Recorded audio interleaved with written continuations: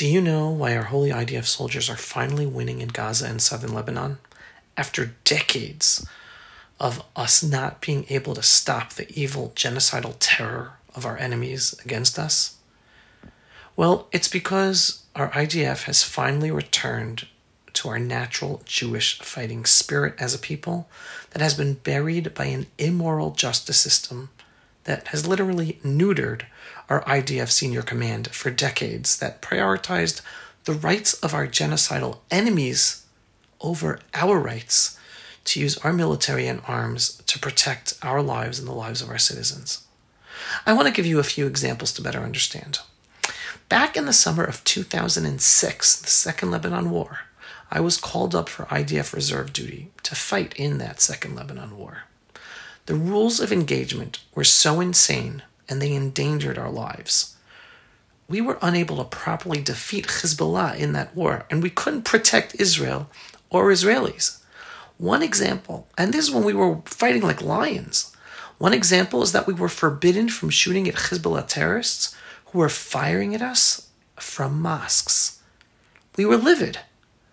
And that is only one example of how our IDF leadership had been paralyzed and neutered by a progressive woke agenda pushed by the Israeli legal establishment and the military legal division that seeped into the senior command of the IDF.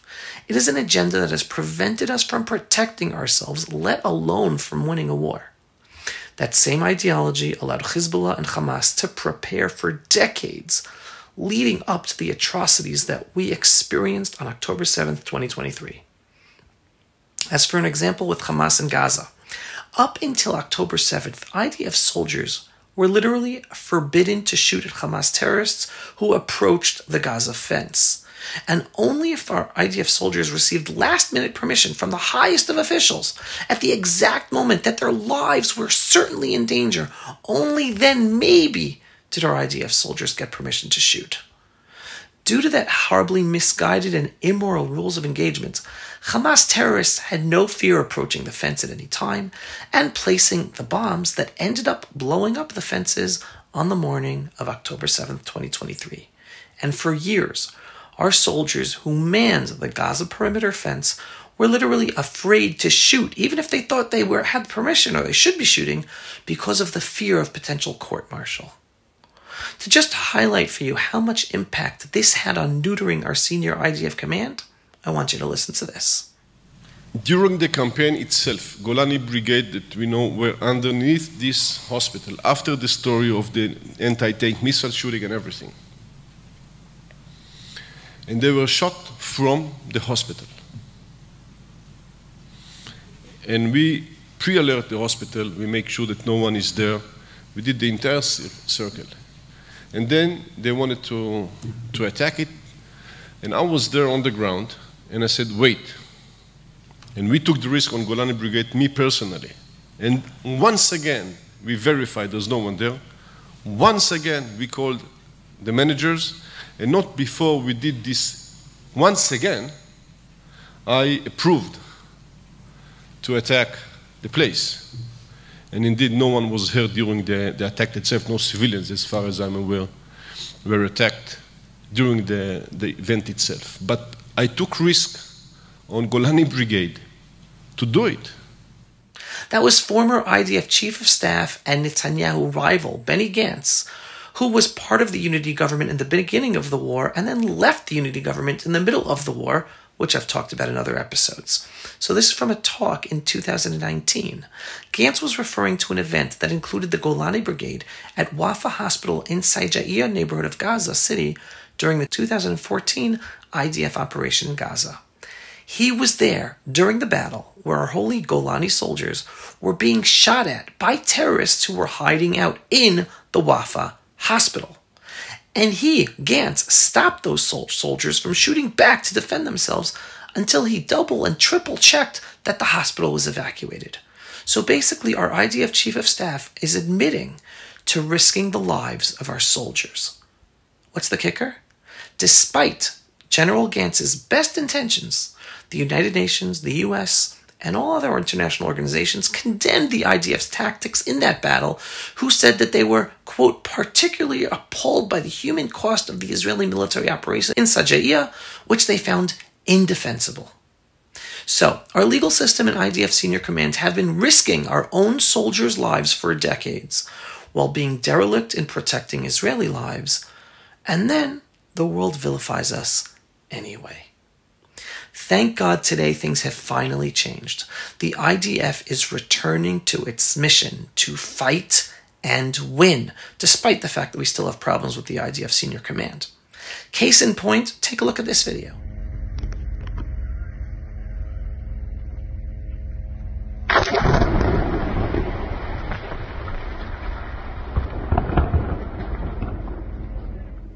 The IDF is finally destroying a mosque in southern Lebanon that Hezbollah has been using as part of its terror infrastructure. Now, that is just one of hundreds of mosques that Hezbollah and Hamas have turned into military outposts throughout Gaza and southern Lebanon. And there are tons of videos of the IDF blowing up these terror mosques in Gaza and southern Lebanon. This is something that the IDF should have been doing for decades, but hasn't, and they're only doing today. So the IDF is finally doing what's necessary to protect our lives and defeat this genocidal, dictatorial Islamic regime of Iran and all the terror groups of Hamas, Hezbollah, and other genocidal groups we're up against. The IDF has even started bombing from the air terror targets in the Palestinian Authority-controlled cities in Judea and Samaria, something it has never, ever done. The IDF always used pinpoint attacks, and now we are finally witnessing the beginning of a change in that policy as well. This is how a military fights with morality, to protect its own civilian population first by getting rid of the evil enemy. Of course, our IDF are still as careful as can be, when necessary, to not harm non-combatants, but not to the immoral extreme level of rules of engagement that existed for the past few decades. This is a huge, huge positive change and a huge reason why we are finally winning. And again, it's not just the mosques. We're taking down homes, communities, because it's all been terror infrastructure. Now that many Israelis see this change in our IDF, we are encouraged that we can win this war, despite the overwhelming odds against us. And there is almost wall-to-wall support in Israeli society to not stop our military campaign until we achieve total victory. Meaning, we destroy our enemy's ability to ever threaten us again. Not from Gaza, not in Judea and Samaria, not from southern Lebanon, and not from Iran. Because our neutered security command pushed the message for decades that holding back from attacking our enemies is power. Our enemies saw weakness and they convinced themselves that they could break us, massacre us, burn us, kidnap us. But they were wrong. The spirit of the Jewish people is strong and it's back, and they misread us. Today, we are finally back to fighting like the proud Jewish people in our homeland who we are, and not only will we survive, we will thrive and we will win. Even when our so-called allies place weapons embargoes on us, while placing no pressure on Hamas, Iran, Qatar, or Egypt to release our captives or allow the non-combatants to leave Gaza so we can just fight the militants, we will keep fighting until we win and free our captives. Because we are the Jewish people, and we will never be defeated. We have God above watching us, and our enemy's hatred isn't new. It didn't start in 1967 when Israel liberated our ancestral lands of Judea and Samaria and Gaza. It didn't even start in 1948 with the founding of the Jewish state of Israel. This goes back thousands of years. The Muslims massacred us back in 628 BCE in the village of Khaybar, somewhere in the area of today's Saudi Arabia.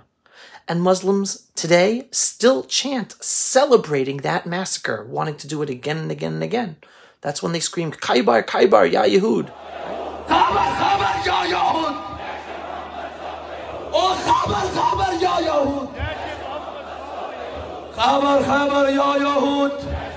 Khaybar, khaybar, ya Yehud. Khaybar, khaybar, ya Yehud. Jaish Muhammad sawfa ya'ud. Jaish Muhammad sawfa ya'ud. Long live Palestine. Long live Palestine. Right? The celebration of the massacring of the Jews.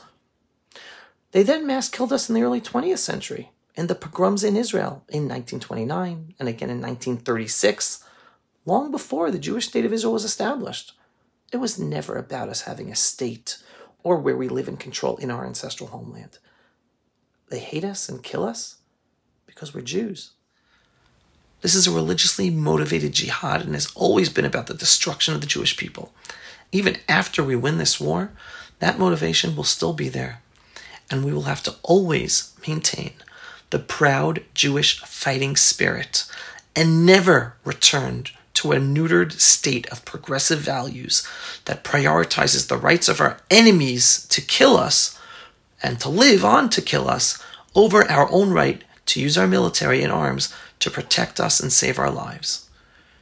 As I speak, my sons are out on the front lines together with tens of thousands of other young Israelis. And me, I'm shortly returning to IDF reserve duty as well in the Holy Judean Hills. Pray for all of our holy IDF soldiers. Pray for our victory. Not just against Hezbollah, not just against Hamas or Iran, but against the whole Marxist Islamist revolution that's already raising its head across America and the freedom-loving West, which is out to destroy the whole freedom-loving world. And we here in Israel, our holy IDF soldiers, we are the front line. Now I want you to enjoy part of this Jewish spirit out there.